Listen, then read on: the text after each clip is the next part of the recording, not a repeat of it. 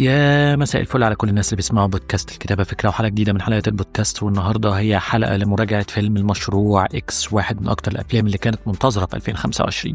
فيلم المشروع إكس تأليف وإخراج بيتر ميمي، بطولة كريم عبد العزيز، ياسمين صبري، إياد نصار، أحمد غزي، عصام السقا، وعدد كبير من ضيوف الشرف. أحداث الفيلم بتدور حوالين يوسف الجمال، عالم المصريات اللي علشان خاطر ينقذ بنته بيخوض مهمة خطيرة يكشف بيها أسرار عن الهرم الأكبر، وخلال الرحلة دي بيدخل في عدد من التحديات والمهمات الصعبة. فيا ترى يوسف هيعمل إيه وإيه سر التحديات اللي بيخوضها دي؟ ده اللي بنشوفه في أحداث الفيلم. خلينا نقول إن الفيلم ده كان من أكتر الأفلام المنتظرة في 2025، وأنا كنت كمان منتظره بزيادة من أيام ما كان اسمه الأرض السوداء.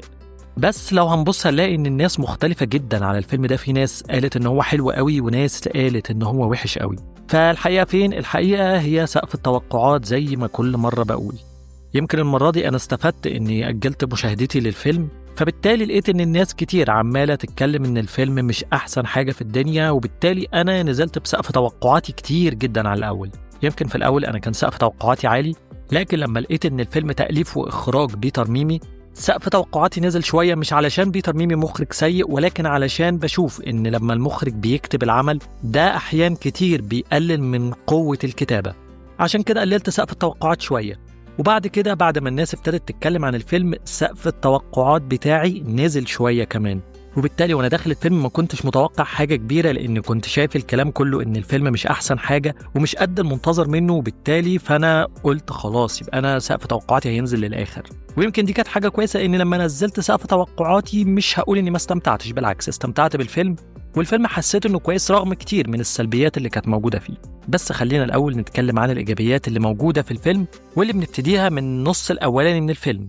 النص الاولاني من الفيلم معمول بشكل حلو، ورغم ان تقديم الشخصيات ما كانش في احسن حال. في شخصيات ما عرفناش هي ليه واخده الشكل ده، او ليه الارك بتاعها عامل كده، زي مثلا شخصيه يوسف الجمال اللي عملها كريم عبد العزيز.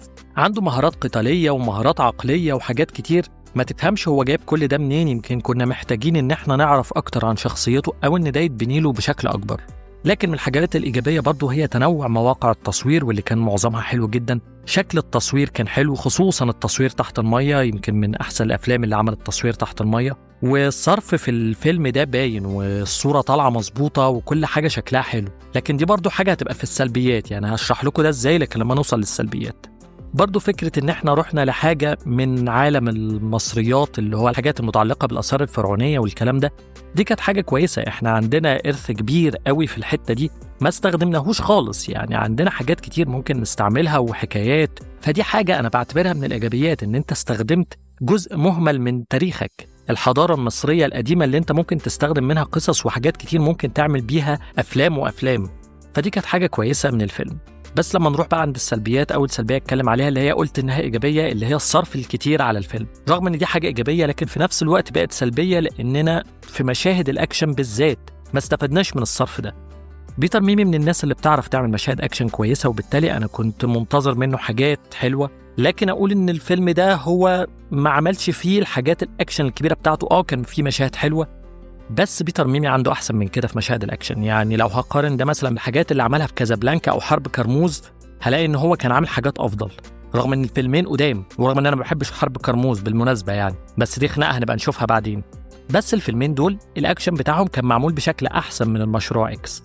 تاني سلبية هي السيناريو. زي ما قلت وانا بتكلم في المقدمة، انا بقلق لما بلاقي المخرج هو اللي كاتب الفيلم، وكان عندي حق فيها، لاني حسيت في بعض الاحيان بالتسرع في السيناريو. حسيت ان الاحداث مش ماشية برتم متوازن، رغم ان الاحداث كتيرة، لكن برضو حاسس ان في رتابة، في حاجة غريبة، مش الرتم مش مشدود كما يجب. حتى النهاية ما كانتش أحسن حاجة، وبرضو كان فيها تمهيد إن ممكن يبقى في جزء تاني. ودايما بيتر ميمي بيعمل الحتة دي، بس أتمنى إن إحنا لما يبقى في جزء تاني نعمل فعلا جزء تاني، مش مجرد إن إحنا بنمهد وخلاص. عملنا ما عملناش خلاص، يعني لا يكلف الله نفسا إلا وسعها، دينا سبناها مفتوحة وخلاص. يعني بشوف ليه لأ إن إحنا نجرب مرة تاني ونعمل جزء تاني، خصوصا إن العمل نفسه كان يطلع منه أحسن من كده. يمكن لو عملنا جزء تاني واتكتب بشكل أحسن هيطلع منه عمل أحسن بكتير. انا قلت لكم انا كنت رافع سقف توقعاتي قوي للفيلم ده، كنت منتظر منه حاجات كتيره قوي الفيلم ده، لكن الحقيقه انا ما لقيتش حاجات كتير من اللي انا كنت منتظرها. بس ما اقدرش اقول ان انا ما حبيتش الفيلم، ما استمتعتش، يمكن لان انا نزلت بسقف توقعاتي قوي. كل الناس كانت داخله بهاي اكسبكتيشنز عاليه قوي، فده خلى كل اللي يدخل يخرج محبط. لكن انا عشان اوريدي دخلت وانا خلاص منزل سقف توقعاتي جدا، فاللي شفته قلت لا ده يعني احسن من الصوره اللي الناس رسمتها، ان هم قعدوا يصوروا لي ان انا هشوف عمل سيء جدا. لكن شفت عمل كويس خصوصا في نصه الاولاني. يمكن النص التاني زي ما بقول لو كان كاتب سيناريو هو اللي كاتبه كان هيطلع احسن من كده بكتير، وكانت النهايه هتبقى محكمه اكتر. فدي كانت حاجه من الحاجات اللي شفتها سلبيه، يمكن لو كانت اتعالجت كان الفيلم هيطلع افضل بكتير.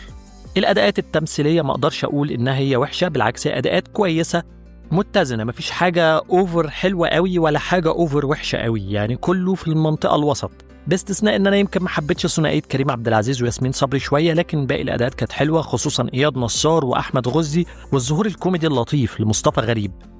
بشكل عام الفيلم بالنسبة لي يستحق تقييم 6 من 10. الفيلم تقدر تقول عليه فيلم بوب كورن مسلي، حاجة كده تتفرج عليها تجارية، ما تقدرش تقول ان انت هتطلع منه بأفكار عظيمة، لكن هو فيلم مسلي. لو هتتفرج عليه من غير ما ترفع سقف توقعاتك عادي قوي هتتفرج عليه وهتستمتع.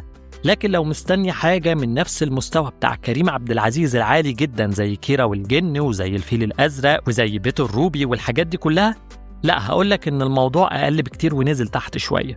لكن لو هتتفرج وانت سقف توقعاتك منخفض صدقني هتلاقي نفسك اتفرجت وانبسطت باللي شفته، وهتلاقي انك بتقول ان الفيلم مش وحش، كان ممكن يبقى احسن من كده لو كنا اهتمينا بالكتابة شوية. زي ما انا قلت كان محتاج ان هو يتبني اكتر من كده وياخد وقته اكتر من كده، ولو كان كاتب سيناريو هو اللي تولى مسؤولية الفيلم ده كان هيطلع أفضل من كده بكتير، لأننا كنا هنلاقي الخطوط اللي احنا ما قدرناش نرتبط بيها والحاجات اللي ما كناش حاسين بيها في السيناريو مظبوطة كانت هتتظبط أكتر، وبالتالي كان هيطلع الفيلم أحسن بكتير من الصورة اللي خرج عليها. بس كده، ودي كده كانت مراجعة سريعة لفيلم المشروع إكس. الفيلم تجاري بوب كورن، ما تنتظرش منه حاجة كبيرة قوي، لكن هتتفرج عليه من غير ما تحس ان انت اتضايقت او ان انت حسيت بالملل. سؤال حلقة النهاردة: الفيلم اللي كنتوا منتظرينه وما كنتوش رافعين سقف توقعاتكم ليه لكن لما اتفرجتوا عليه لقيتوه فيلم عظيم جدا؟